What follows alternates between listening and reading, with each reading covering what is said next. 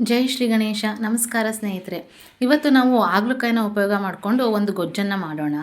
ಈ ಹಾಗಲಕಾಯಿ ಅಂತಂದರೆ ಸಾಮಾನ್ಯವಾಗಿ ಎಲ್ಲರೂ ಕೂಡ ಕಹಿ ಇರುತ್ತೆ ಅಂತ ಅನ್ನೋ ಕಾರಣಕ್ಕೆ ಈ ಹಾಗಲಕಾಯಿನ ತುಂಬಾ ಅವಾಯ್ಡ್ ಮಾಡ್ತಾರೆ. ಕೆಲವರು ತಿನ್ನೋದೇ ಇಲ್ಲ, ಇಷ್ಟಪಡೋದೇ ಇಲ್ಲ. ಬಟ್ ಇದು ಆರೋಗ್ಯಕ್ಕೆ ಎಷ್ಟು ಒಳ್ಳೆಯದು ಅಂತಂದರೆ ಈ ಹಾಗಲಕಾಯಿ, ಇದನ್ನು ನಿಮ್ಮ ಆಹಾರದಲ್ಲಿ ನೀವು ನಿಯಮಿತವಾಗಿ ಸೇವನೆ ಮಾಡೋದ್ರಿಂದ ನಿಮ್ಮ ಆರೋಗ್ಯದ ಎಷ್ಟೋ ಸಮಸ್ಯೆಗಳು ಕೂಡ ನಿಮಗೆ ಪರಿಹಾರ ಆಗ್ತಾ ಬರುತ್ತೆ. ಇದ್ರ ಜ್ಯೂಸ್ನೂ ಕೂಡ ನೀವು ಮಾಡಿಕೊಂಡು ಕುಡಿಯೋದ್ರಿಂದ ಮಧುಮೇಹವನ್ನು ನೀವು ನಿಯಂತ್ರಣದಲ್ಲಿ ಇಟ್ಕೊಳ್ಬೋದು. ಮತ್ತು ಇದು ವಿಟಮಿನ್ ಎ ಮತ್ತು ವಿಟಮಿನ್ ಸಿ ಹೆಚ್ಚಿನ ಪ್ರಮಾಣದಲ್ಲಿ ಇದರಲ್ಲಿರೋದ್ರಿಂದ ನಿಮಗೆ ಇದರಿಂದ ರೋಗ ನಿರೋಧಕ ಶಕ್ತಿನೂ ಕೂಡ ಹೆಚ್ಚು ಮಾಡುತ್ತೆ ಇದು. ಬನ್ನಿ ಈಗ ನಾವು ಹಾಗಲಕಾಯಿ ಗೊಜ್ಜು ಮಾಡೋದಕ್ಕೆ ಏನೇನು ಬೇಕು ಅಂತ ನೋಡ್ಕೊಳ್ಳೋಣ.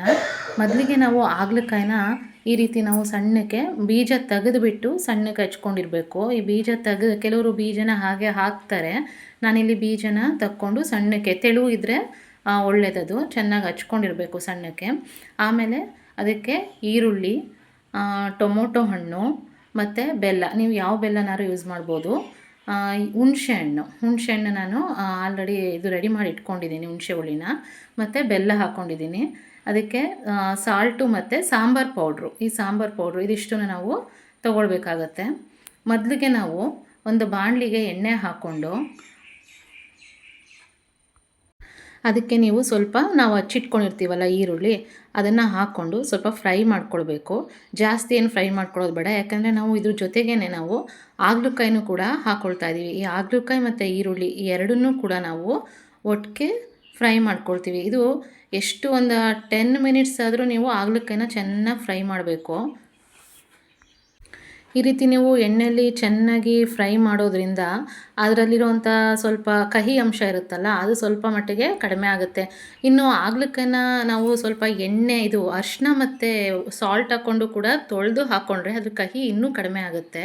ಈಗ ನಾನು ಇದಕ್ಕೆ ಟೊಮೊಟೊ ಹಣ್ಣನ್ನು ಹಾಕ್ಕೊಳ್ತಾ ಇದ್ದೀನಿ.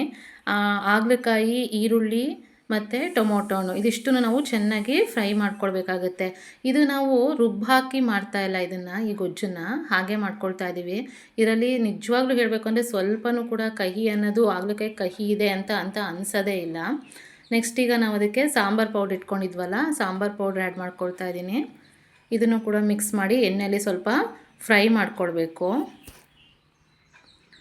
ಇದು ಚೆನ್ನಾಗಿ ಎಣ್ಣೆಯಲ್ಲಿ ಫ್ರೈ ಆದಮೇಲೆ ನಾವು ಇದಕ್ಕೆ ನಾವು ಇಟ್ಕೊಂಡಿರೋವಂಥ ಬೆಲ್ಲ, ಹುಣಸೆಹಣ್ಣಿನ ಹುಳಿ ಎರಡನ್ನೂ ಕೂಡ ಹಾಕ್ಕೊಳ್ಳೋಣ. ಈಗ ಹುಣಸೆಹಣ್ಣಿನ ಹುಳಿ ಹಾಕ್ಕೊಳ್ತಾ ಇದ್ದೀನಿ. ಹುಳಿ, ಉಪ್ಪು ಮತ್ತು ಖಾರ ಇದಿಷ್ಟು ಕೂಡ ಈಕ್ವಲ್ ಆಗಿದ್ದರೆ ತುಂಬ ರುಚಿಯಾಗಿರುತ್ತೆ. ಇದು ಕಹಿ ಕಾಣಿಸ್ಕೊಳ್ಳೋದಿಲ್ಲ, ಆವಾಗ ನಮಗೆ ಟೇಸ್ಟಲ್ಲಿ ಕಹಿ ಕಂಡು ಬರೋದಿಲ್ಲ. ಈಗ ಇದನ್ನು ಫ್ರೈ ಮಾಡಿದ್ಮೇಲೆ ನೆಕ್ಸ್ಟ್ ಸ್ವಲ್ಪ ನೀರನ್ನು ಹಾಕ್ಕೊಂಡು ಅದನ್ನು ಕುದಿಯೋಕೆ ಬಿಡಬೇಕು.